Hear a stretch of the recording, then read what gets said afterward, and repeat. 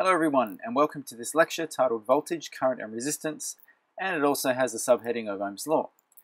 Now this is going to be certainly one of the most important lectures that we do, because understanding what voltage is, what current is, and what resistance is, and the relationship between these three is key in designing electronic circuits or finding faults in electronic circuits or generally just working with any electronic circuit.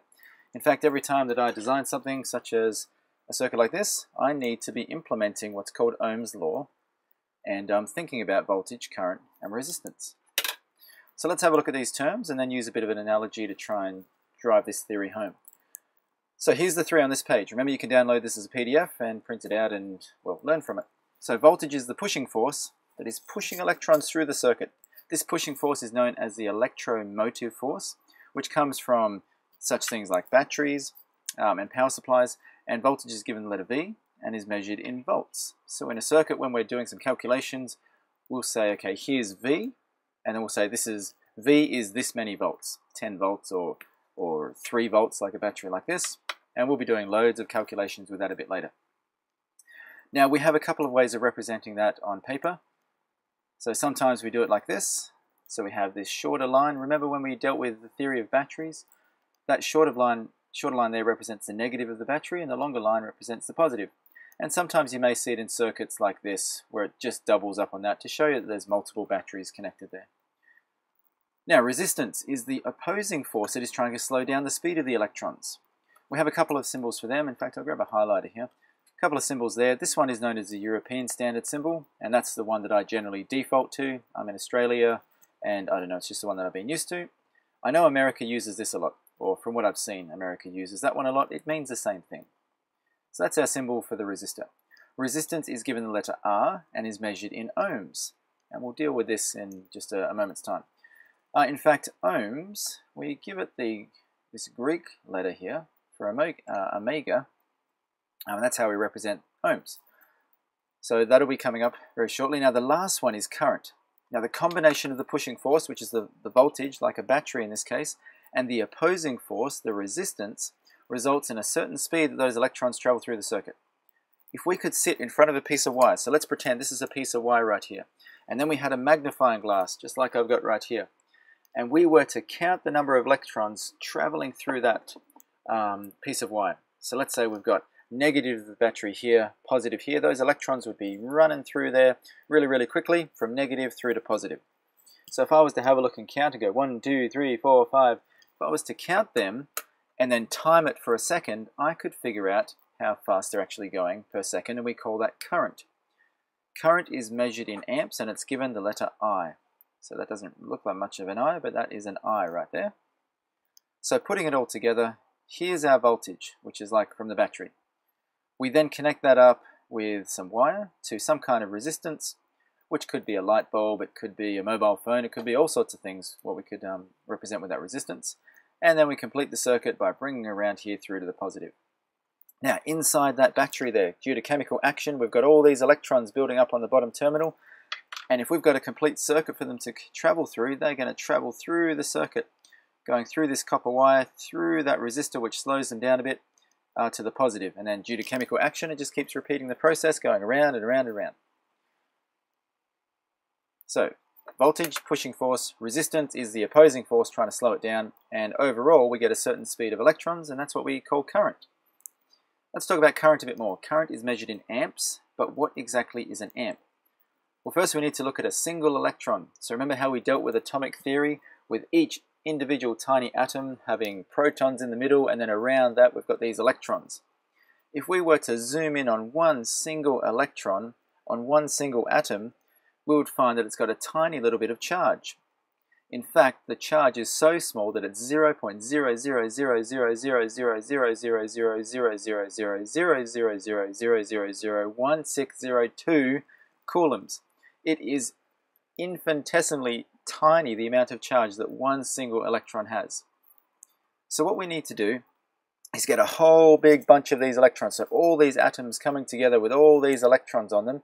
And if we were to put 6.24 quintillion electrons together, so that's 624 with all those zeros after it, put all of them together, we would say, okay, well this many electrons gives us what's known as one single coulomb of charge. So one electron, a tiny amount of charge, you put 6.24 quintillion of them together, you get what's known as 1 coulomb of charge. Now, when we're starting to talk about current, current is all about how many electrons we've got moving through the circuit per second. So if we got 6.24 quintillion of them together and moved it from here to here in 1 second, we would call that 1 amp. If we were to get double that, so what's double 6.24? That'd be 12.48. So if we get 12.48 quintillion electrons and move it from here to here in a second, we'd say that's 2 amps. If we got half as much, so half of 6.24 is 3.12. So if we got a little 3.12 quintillion bunch of electrons and moved it from here to here through the circuit, we would say, oh, well, that's half an amp. So remember, it's all about having a look at the wire with these electrons traveling through the wire, and we look with our magnifying glass and we go, okay, 1, 2, 3, 4. If we count 6.24 quintillion passing like that halfway mark in a second, we would say, well, 1 amp is flowing. Well, that was a mouthful. What else have we got here? Now let's put these three things together and see the relationship between the three. And we'll use a bit of an analogy to help with this one. Ohm's Law. So Ohm's Law states that current is directly proportional to voltage and inversely proportional to resistance, which may sound like a bit of a mouthful, but this is what it means. If you were to have the voltage, like the battery, the pushing force, and we were to replace that with a greater voltage, a greater pushing force, the electrons would go through that circuit faster because there's more of a pushing force. That's what directly proportional means. Current being directly proportional to voltage means if you increase the voltage, increase the pushing force, you increase the current. But then it says it's inversely proportional to resistance. That means it does the opposite to what resistance does. So if resistance in the circuit increases, which means it's trying to slow down the electrons even more, then the electrons slow down even more, which means current goes down. We can represent all of this in this nice simple triangle, which we can call the Ohm's Law triangle. So we draw a triangle like this, we break it up into 3 little sections, voltage at the top, current here, resistance there. So from that we can get a few little calculations going on. Let's go red for voltage. So in order to get voltage, we just cross out the voltage section like that, and we say voltage equals current times resistance because they're next to each other. So if we know how fast those electrons are traveling through the circuit, which is the current, and we multiply it by how much restriction there is to that current flow, that's our resistance, we can work out the voltage. What if we wanted to know, let's go current. So current is given the letter I. We cross that out and we go voltage divided by resistance. So if we know the voltage in the circuit and we divide it by the resistance, we will get current. The last one is resistance, given the letter R. So we cross out the R, and to get resistance, it's voltage divided by current. So that's what we can derive from this, and as I was saying, all the electronic circuits that I design, I need to be using this to figure out what values of components that I need and what power supply I should be using, and how much current I'll be getting, and all this will make sense as we go through all of these different lectures. It should be fun. So let's go to an example and analogy. So what I've got here is I'm going to use this particular circuit, which has the voltage, the pushing force, some resistance, which is the opposing force. Put those two things together, and that results in a certain speed of electrons going through this circuit. To help out with this, I'm going to use me, so that kind of looks like me there, and I'm going to use a Wheel of Fortune wheel. So that's an analogy that I like to use with my students at work. I'm also going to be using this circuit simulator, and I've also got a Keynote here, which I like to draw things up in, and we can animate things in that. So first of all, let's look at this. That right there is the voltage, or the pushing force, the electromotive force. Now that there is pushing the electrons. Because we've got an external circuit, which means we've got wires connected to a resistor, and then we've got wires going from that resistor to the positive. Electrons are free to flow right through this thing. Now let's use our Ohm's Law triangle to figure out what's going on here. Go back here. So in order to figure out current, it's voltage divided by resistance. So there's the voltage, 10 volts. There's the resistance, 10 ohms. 10 divided by 10 is 1. We have 1 amp. So let's grab our magnifying glass. If we have a look at those little yellow electrons going past, I can count, yep, every second there's 6.24 quintillion electrons passing that point. So therefore I'd say there's 1 amp. What if I doubled the pushing force? Let's go to 20 volts. So the electrons are getting forced through the circuit with twice as much force, and we haven't changed the resistance.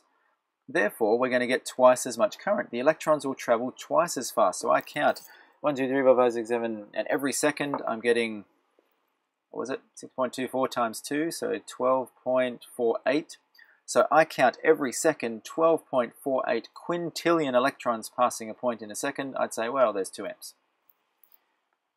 So what if we go back to our 10 volts? There we go, back to our 1 amp. What about we increase the resistance? So I'm going to go from 10 ohms to 20 ohms. So now there's twice as much restrictive force. You'll notice that the current has changed. In fact, what's actually happened is it's gone to half an amp, but as we'll learn later on in the calculator lecture, and then further on after that, 500 milliamps is the same as saying half an amp. So it's very much like how we deal with maybe measuring things. So we've got meters, we've got centimeters, we've got millimeters. So when we talk about milliamps, it's a portion of an amp. So 500 milliamps is half an amp, 1000 milliamps is a full amp. But if we increase the pushing force back up, see how we can get back to our full amp. If we now push with 20 volts of force, and there's 20 ohms of resistance, so both the pushing force and the restrictive forces come up, we're back to our 1 amp. If we increase this even more, let's go to say 100 volts, 100 divided by 20 gives us 5. We've got 5 amps, so I'm looking at there with my magnifying glass and I'm going, yes, well, I don't even know the number at the moment, but so many quintillion electrons are passing that point in a second, I would call that 5 amps. But what about an analogy for this? Well, if we check this out, this is my Wheel of Fortune wheel right here. This is me. And I somehow get on Wheel of Fortune. What I'm going to do is I'm going to start pushing that wheel with some force. Let's say I push it with a little bit of force in this direction like this.